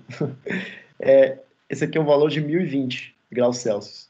E o valor predito deveria estar na faixa de 1020, mas ele está aqui próximo a 980. O 980 está meio ruinzinho, né? Se ele fosse bom de verdade, ele deveria estar exatamente aqui em cima. Então, 1020 e 1020. Então, se todos os nossos dados reais e preditos fossem perfeitos 100%, eles seriam basicamente essa linha preta aqui, né? Mas nunca é, a gente sempre vai ter uma variação através desses pequenos erros, né? Mas, no geral, o que o seu modelo vai entender é essa reta em azul aqui, que eu acho que está um pouco difícil de ver, mas essa reta em azul que ela está analisando, ok, qual é a direção geral que os seus dados estão indo? Se você tem uma visualização desse tipo, bem fácil de identificar qual é o comportamento dos seus dados, significa que melhora o seu modelo. E mais você vai trabalhar nesses erros, tentando diminuir, buscando que isso aqui se torne mais uma reta possível. Quanto mais reto for isso aqui, mais perfeito, mais próximo de bom vai estar o seu modelo. Esse nosso caso aqui, ele tem uma assertividade bem generalista aqui falando, né, de 77%. Então, 77% das vezes o meu modelo está acertando. Então, isso é muito bom. Então, muito bom. Próximo a antes, que a gente não tinha nada, 77% é bom. Qualquer coisa acima de 50% é bom, né? Porque abaixo de 50% é sim ou não. Acima, você começa a ter um pouco mais de certeza, né? E, de novo, nossa base de dados, eu já falei um pouco lá atrás, mas é importante a gente falar de novo que você sempre separar os seus dados em valor de treino e de teste. Você até poderia analisar os seus dados, seu banco de dados de uma maneira geral e tal, mas corre aqueles riscos de underfitting e overfitting. Então, você sempre analisa os seus dados de forma separada, assim. Você pega um grande valor, 80% dos seus dados, vamos supor, né? 80% dos seus dados você vai usar para treinar o seu modelo e 30% desses dados, por exemplo, 20% nesse exemplo que eu falei, para treinar, para testar, né? Ou seja, aqui eu estou treinando. Eu sei que a resposta aqui tem que ser, por exemplo, 7. Aí ele vai me dizer que é 2. Ah, então eu já estou comparando, eu tenho um gabarito, sei que está errado. Aqui ele vai dizer que a resposta foi 12, e aqui a resposta foi 11. Ah, aqui já está um pouco melhor. Então, esse teste é bem um gabarito, que eu vou separar os meus dados para comparar com os valores preditos, que é bem isso aqui, ó, que eu vou fazer, né? Um outro ponto fundamental também em ciência de dados é você fazer análise por folds. O que significa isso? Além de fazer essa análise separada aqui, né, de treino e teste, a gente tem vários tipos de separações como desse tipo. Por exemplo, digamos que eu estou analisando aqui 5 meses, tá? Eu vou fazer uma análise 5 meses de um trocador de calor. Comecei a analisar aqui e tal, eu vou dizer assim, eu vou usar o primeiro mês como teste e vou usar esses outros meses como treino, né? Então, os vermelhos são treinos, os azuis de teste. Depois, a segunda situação, eu vou usar o segundo, o terceiro, o quarto, assim vai. Então, eu pego grupos separados para usar de teste, não pego só um determinado valor, então eu separo isso, sei lá, no primeiro mês eu uso só os dados do primeiro mês, depois só do segundo mês, e assim vai. Por que isso é importante? Porque de repente você começa a ver assim, olha, nesse meu modelo, nesse meu tipo de separação que eu gerei meu modelo, ele gerou 70%. Maravilha. Aqui 80%. Ah, perfeito. Aqui 10%. Opa. Aí aqui voltou 90%. Aqui 80%. Isso me dá uma indicativa de dizer assim, olha, os dados do terceiro mês, quando eu uso para teste, estão me causando um tipo de deformação. Isso ajuda a identificar, por exemplo, assim, puxa, eu preciso separar meus dados e analisar de novo, voltar lá para o pré-processamento, como a gente falava, né? Vou voltar para o pré-processamento e analisar o que aconteceu no terceiro mês, porque quando eu faço aqui, todos os valores estão muito próximos de resultado, né? O meu R2 lá é, 20, 90%, 80%, mas aqui é 10%. Com certeza, eu tenho problema aqui. E provavelmente meu modelo não chegou a valores maiores aqui em cima, né? Ele chegou, por exemplo, no máximo 90%, mas de repente podia chegar até 95%, mas ele não conseguiu porque talvez esse cara esteja atrapalhando, né? Então, uma prática muito comum no nosso dia a dia, separação e análise de dados. Bom, eu vou mostrar aqui o que é, né? Eu falei de parte muito teórica de ciência de dados, mas eu vou mostrar um pouco na prática de como é o nosso dia a dia, assim, né? Então, nosso dia a dia, mais ou menos, isso aqui é um caso de manutenção preditiva, inclusive de fornos. Basicamente, o que a gente faz é, eu vou importar uma série de bibliotecas que vão me ajudar a analisar esses dados, certo? Então, eu vou ter algumas bibliotecas de plotar as minhas informações, algumas bibliotecas que vão me ajudar a lidar com o tempo, outras são os próprios modelos, né, que vão me ajudar a compreender e tal. E assim vai. Essas bibliotecas me ajudam a não ter todo esse trabalho manual, embora seja muito importante você entender o que esteja acontecendo, porque você pode pegar um desses modelos aqui, abrir e modificar para que faça sentido para sua análise, né? Mas é isso, você importa uma série de bibliotecas que te ajudam nessa análise estatística, você faz o input dos seus dados, nesse caso aqui eu tenho um CSV normal, né? Mas aqui poderia vir de um banco de dados, por exemplo, um LIMS, um PINS, um SAP, sei lá, que seja, né? Aqui vai entrar os meus dados para o meu modelo, que vai extrair essas informações, ajustar e tal, e vai ter essa análise bem tipo Excel aqui, né? O nosso banquinho de dados, onde tem todas as nossas informações dos passes do forno, a tubulação, a temperatura e assim vai, né? Então aqui tem todos os dados sensores industriais relativos ao meu forno. Eu posso começar a analisar, né? Esse notebook aqui é bem simplificado, tá, pessoal? Foi um trabalho de 3 meses, né? Mas o grosso é isso aqui, né? Então você vai analisar, olha, essas informações, eu sei que a informação de qual tubo passa a minha reação não é muito importante. O passe também não é tão importante, a temperatura não é tão importante nesses casos aqui, né? Aqui são casos mais hipotéticos. Então eu vou tirar essas informações da minha análise. E o que eu quero aqui fazer, o que eu quero que o meu modelo descubra é a temperatura que esses modelos, que a temperatura que o meu forno está atuando. Porque quanto mais baixa for a temperatura, eu sei que está diminuindo a eficiência energética do meu equipamento. E assim vai. Aí eu removo algumas informações, começo a fazer algumas análises, o que está acima ou abaixo de uma determinada temperatura. Então, aqui a gente tinha a temperatura de 960, se não me engano, 960 graus, e aí você quer analisar, puxa, o que está acima ou abaixo, porque eu recebi um input daquele engenheiro que me falou, olha, essa informação você tem que analisar por volta ali dessa temperatura. Aí você faz essa quebra. Ou seja, tem muito trabalho, que eu falo sempre, trabalho de cientista de dados é quase um trabalho de artesanato, assim, né? Você vai testando, você vai adicionando informações, você vai removendo, você vai criando hipóteses em cima do seu banco de dados e trabalhando em cima delas, né? E assim vai. Estou passando Ô, bem Erickson. rápido. Opa! Opa, é o Gilson. Tenho uma dúvida. Duas, na verdade. Diga. A respeito da modelagem, quando você inicia um projeto, você testa diversos modelos para chegar a um resultado? Diversos modelos. De maneira geral, você até tem uma noção de quais modelos eles vão se comportar um pouco melhor, né? Não sei se você estava na call ali já quando eu falei, tinha um mapinha, né? Um mapinha de quais tipos de modelos você pode usar. Então você normalmente vai ter ali um cenário de 4, 5 modelos mais ou menos que você pode começar a testar. Mas realmente você nunca vai saber, eu vou usar somente uma regressão linear, somente uma decision tree. Muitas vezes você tem que usar mais de um modelo para a mesma análise. Ou seja, por exemplo, no caso de manutenção preditiva, o caso específico aqui de forno, por exemplo, eu tive que usar 3 modelos diferentes. Eu usei árvore de decisão, essa árvore de decisão me ajudou a encontrar quais eram as features mais importantes, porque quando eu usar...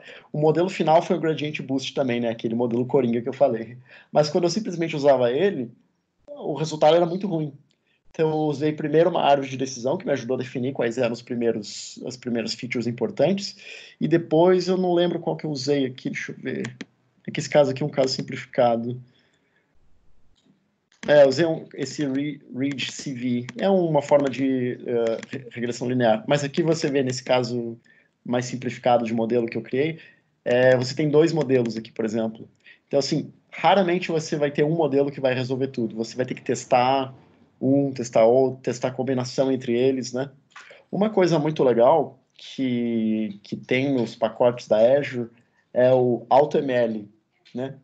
O AutoML, ele funciona muito tipo isso aqui, ele faz todo esse trabalho pesado para a gente. Então, a gente define que tipo de problema que eu tenho, se eu tenho um problema de clusterização, então eu vou pegar aqui, fica mais fácil da gente visualizar. Então, cadê aquele slide? Aqui, ó.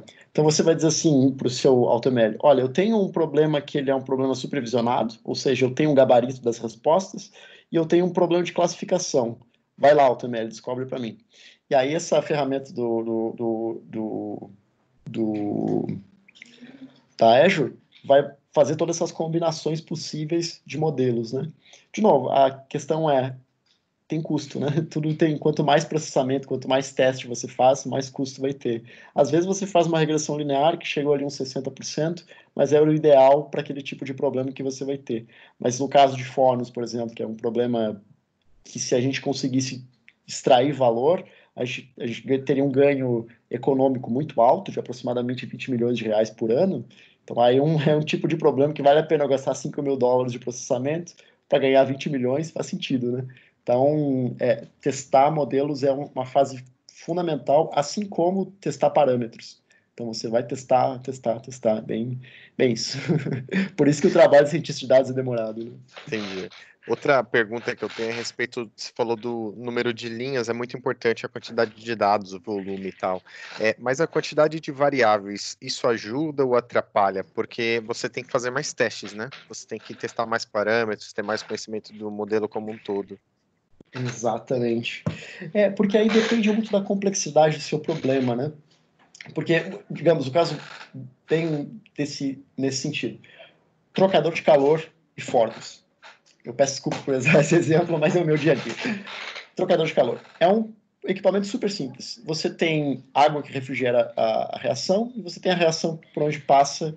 O objetivo passa uma reação, uma temperatura muito quente e eu preciso resfriar para acabar com a reação química de quebrar carbonos, né? Estabilizar a minha reação. Eu jogo água fria e ele vai reduzir a temperatura. Então, eu não tenho muitas variáveis para ser analisadas, né? Eu tenho vários sensores ali, mas eu sei que eu tenho uma reação, e o que eu preciso fazer, a água, ela reduz a temperatura. Então, duas variáveis são suficientes, né? Aí você vai dizer, puxa, mas eu tenho o sensor de vazão, eu tenho o sensor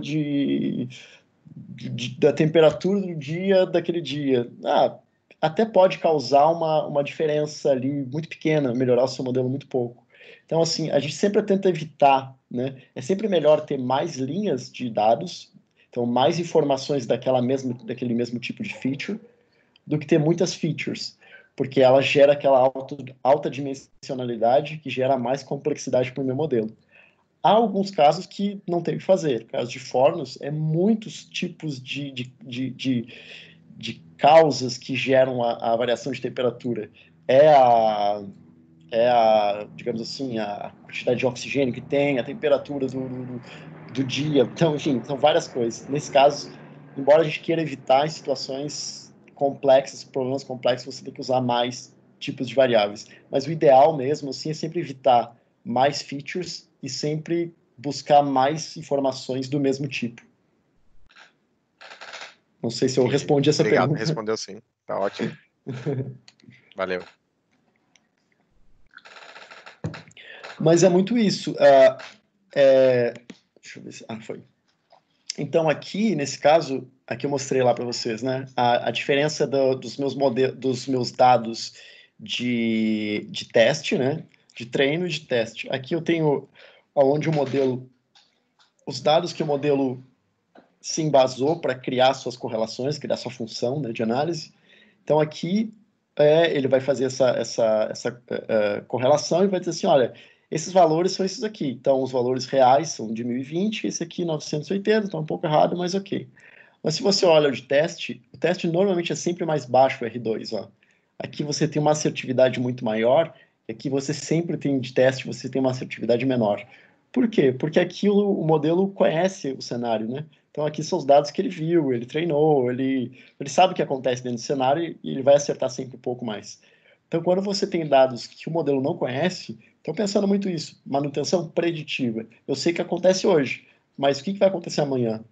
Então, esses dados novos que vão entrar, nem eu, nem o engenheiro, nem ninguém imagina o que vai acontecer. A gente pode ter uma noção, mas quando esses dados novos entram, aí aí que é o modelo, né? Isso que é o modelo de verdade. É que nesse caso ele conseguiu ter uma assertividade de 70%, né? Um R2 de 70.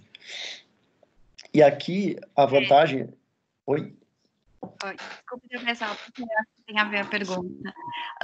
Como é que tu separa o conjunto de dados que vai ser o treino e o que vai ser o teste? Nós, em geral, usamos Kernel Stone no laboratório. O que vocês usam? Aqui, deixa eu olhar mais em cima. Não sei se ele está aqui.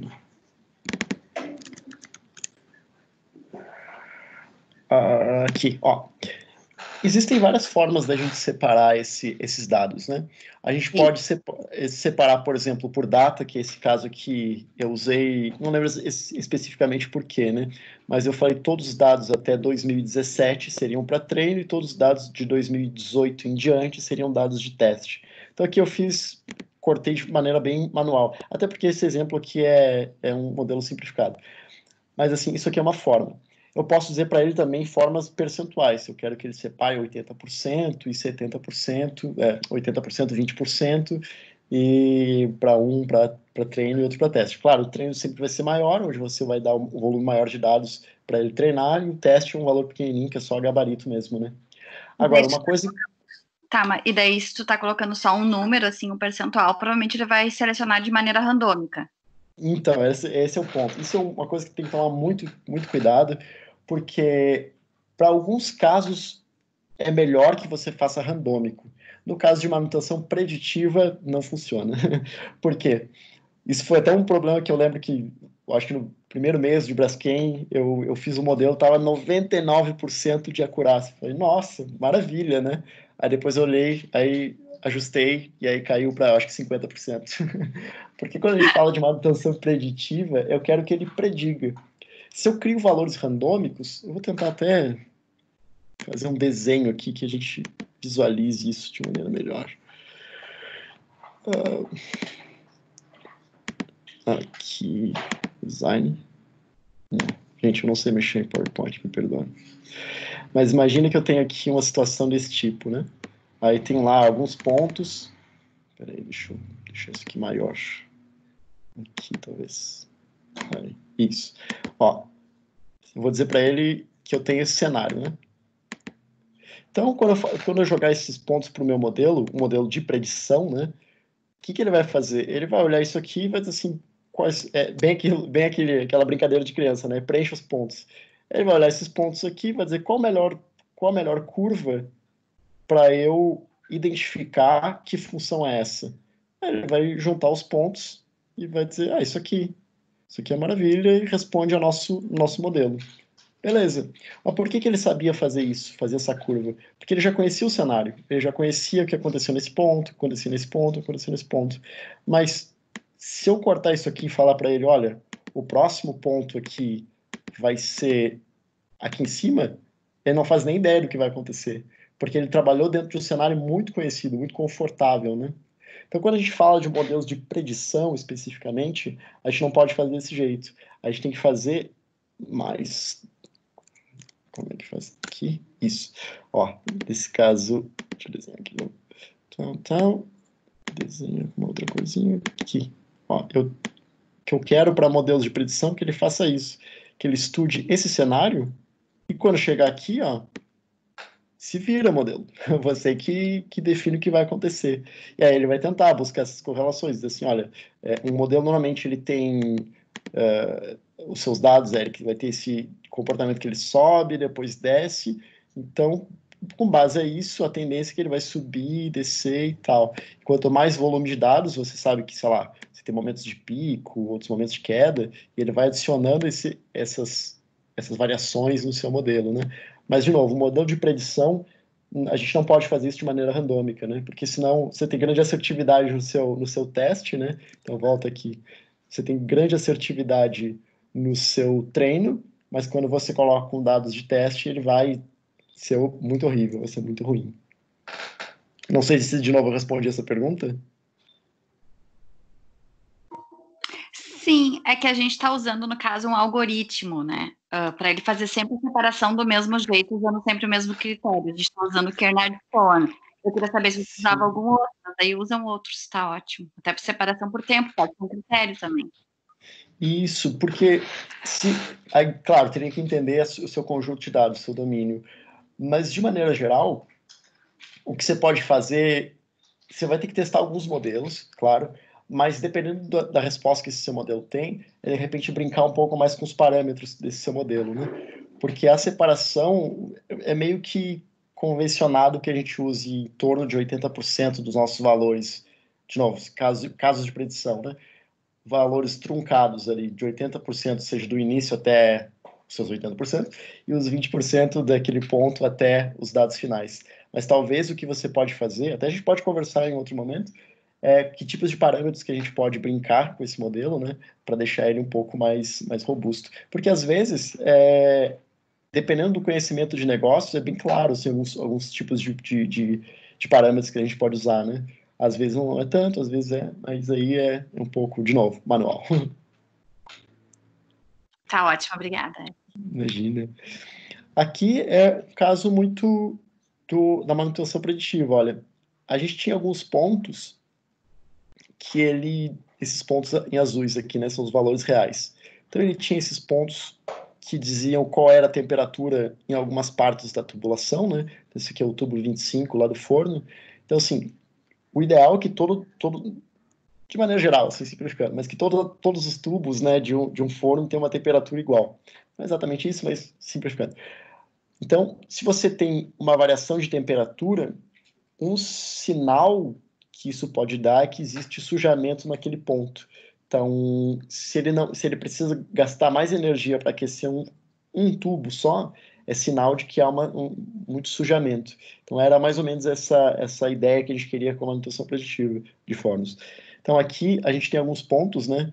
Esses azuis são os valores reais, e a gente queria predizer qual era o comportamento que aquela tubulação ia ter, a temperatura daquela tubulação ia ter. Aqui, especificamente, no caso da tubulação 25. E aí o nosso modelo chegou a algo muito próximo, isso aqui foi o melhor que a gente chegou, né? Então ele tem um comportamento que ele soube, né, dizer, olha, com base nisso que a gente viu, ele vai ter esse comportamento. Então os pontos vermelhos são muito próximos dos valores reais. Então a gente conseguiu uma predição muito próxima com base aos dados do forno, descobrir como vai ser a temperatura de diversos pontos de tubulação, né? De 4 em 4, de 5 em 5, perdão. Que tal? E aqui um caso muito interessante, né? Que a gente, falando muito de feature importance, né? Tem várias variáveis dentro da tubulação, dentro do forno que importam para a gente. E conseguiu fazer com que o nosso modelo ficasse mais acurado. Mas o principal feature que foi importante foi uma que a gente nem imaginava que poderia ser, né? Mas é a vazão de nafta. Quanto maior for a variação de vazão, mais problemática é a temperatura dentro dessa, mais instável são essas temperaturas dentro dessa tubulação. Então, quando a gente vê esse comportamento da vazão de nafta, né, às vezes ela tem uns picos a gente está vendo que o cenário entre 6 e 25 se não me engano, é litros. Eu não vou lembrar a unidade agora, pessoal, peço desculpas. Mas é em torno de 6 litros até 7 litros. Então, uma variação muito pequena aqui entre unidades, né? Então, você tem uma variação pequena de vazão de nafta, depois reduz, depois você tem uma tal, e quando você olha lá, a temperatura, olha, ela subiu exatamente nesse ponto, depois ela reduziu, depois ela sobe de novo. Aqui ela vai subindo, tal, porque depende de outras variáveis, mas quando ela tem uma queda muito grande, ó, aqui teve, por exemplo, aqui teve uma queda de vazão, também houve uma queda de temperatura, queda de vazão, queda de temperatura. Então, para a gente foi importante ver que, embora tenham várias features importantes para o nosso modelo, a mais importante de todas, que impacta mais efetivamente na temperatura do forno, é a vazão. Isso deu um insight para o engenheiro pensar assim, puxa, eu preciso controlar de maneira mais efetiva esse volume, porque para a gente era uma variação pouca, que não tinha muita importância, mas agora analisando com base no modelo, de fato impacta. Se eu quero manter uma temperatura constante, preciso também manter uma vazão de nafta constante. Mas é isso, pessoal. É isso que eu tinha para apresentar hoje. Não sei se eu mais assustei do que confortei, mas é mais simples do que parece. É que é muitas coisas novas, assim, a gente vai aprendendo, mas depois que a gente começa a praticar, é uma lógica muito fácil de colocar em prática, né? O difícil mesmo é entender química, entender indústria, que eu estou apanhando mais nesse sentido do que criar modelos, né? Então, a parte do negócio, os donos dos negócios são, sem dúvida, a parte mais importante para a gente criar um modelo, né? Porque sem conhecer o negócio, seria impossível criar um modelo assertivo, né? Mas é isso, não sei se eu consegui explicar, dúvidas, sugestões, reclamações.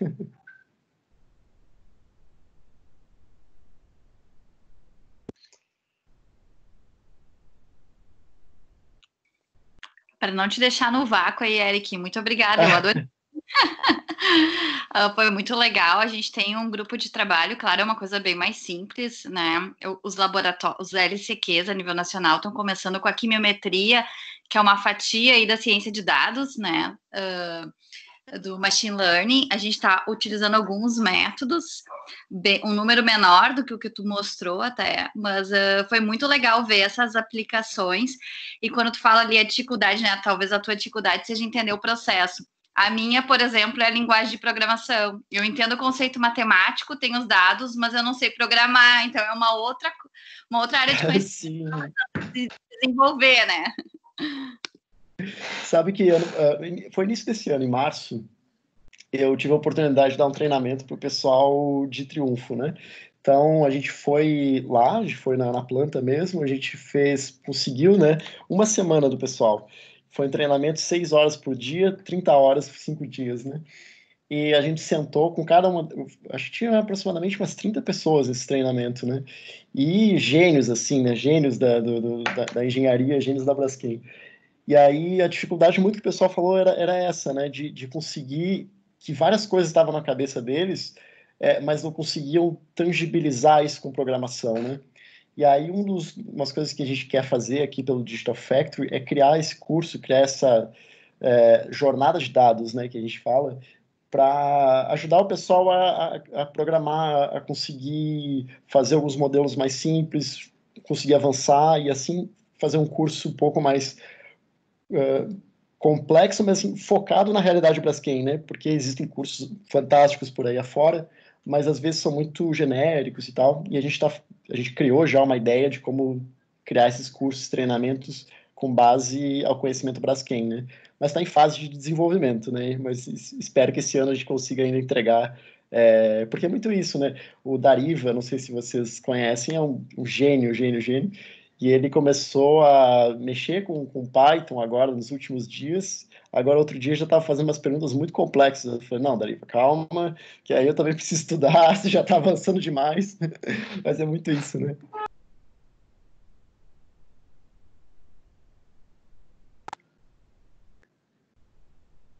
Mais perguntas, pessoal? Fiquem à vontade, podem falar.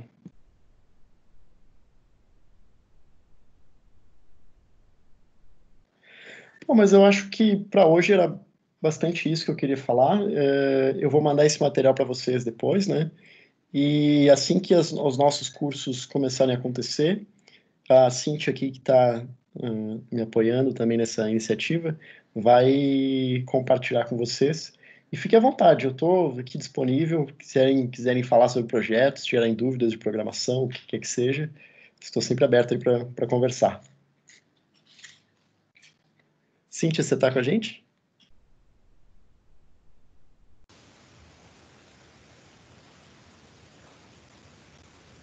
Acho que a Cintia não está.